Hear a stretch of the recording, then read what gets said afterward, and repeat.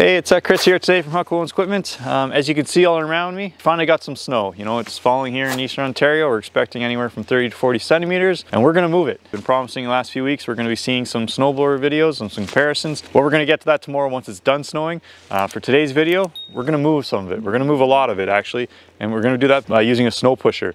You'll see beside me, we got the SPL 1072 on the front of my LX 3310. We're gonna talk about snow pushers, what a snow pusher is, how you're gonna properly use it, and then we're gonna actually use it. You know, we're gonna go out there and demo it here on some residential things. You're gonna see why you want a back drag option and how these things function and why you may want one. So stick with us. We'll start by talking about snow pushers.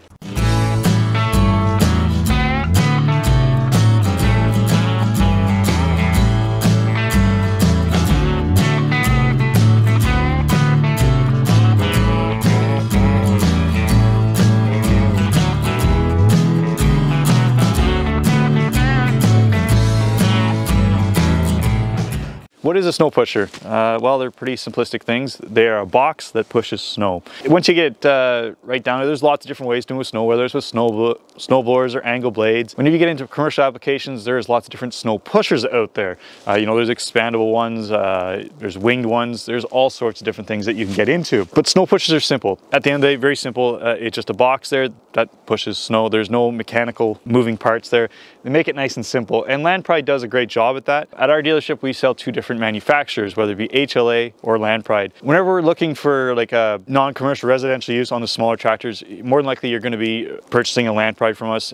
Whenever you get up in the commercial end of stuff, that's when you start looking at HLAs. They get pretty heavy duty and pretty wide depending on what you're looking for. It's best to go to your local dealership to see what width works best with your current Kubota tractor or what you're thinking of purchasing. Being made by Landpride, the parent company being Kubota, they match up very well. Again, they do make right from 48, 54 inch sizes right up to your 84 inch at different capacities for how heavy duty they will be. Again, today's one is an SPL 1072, which matches up pretty perfectly with the LX lineup, whether it be a 26 or 33 horsepower. One of the pluses I should start with, always start with the positives, right, is it does have pretty much a fully enclosed back drag option on top here. Again, you'll see some out there to make them a little bit cheaper won't have the back drag option. Don't even bother wasting your money on that. Always get it with the back drag option. You're going to want it, you're going to use it, and you're going to use it a lot. Again, you just curl that right over and back drag away from your, whether it be your steps or garage doors, anything like that, it's going to work perfectly for you. Again, they also have nice wide skid shoes that make it nice and easy to float on. What's the drawback to this is you'll see these two bars in there. Again, not really needed whenever they're made properly. Is it should be strong enough on those two wings to push snow. What the drawback is to that is, well, everybody runs into stuff. You can potentially damage that,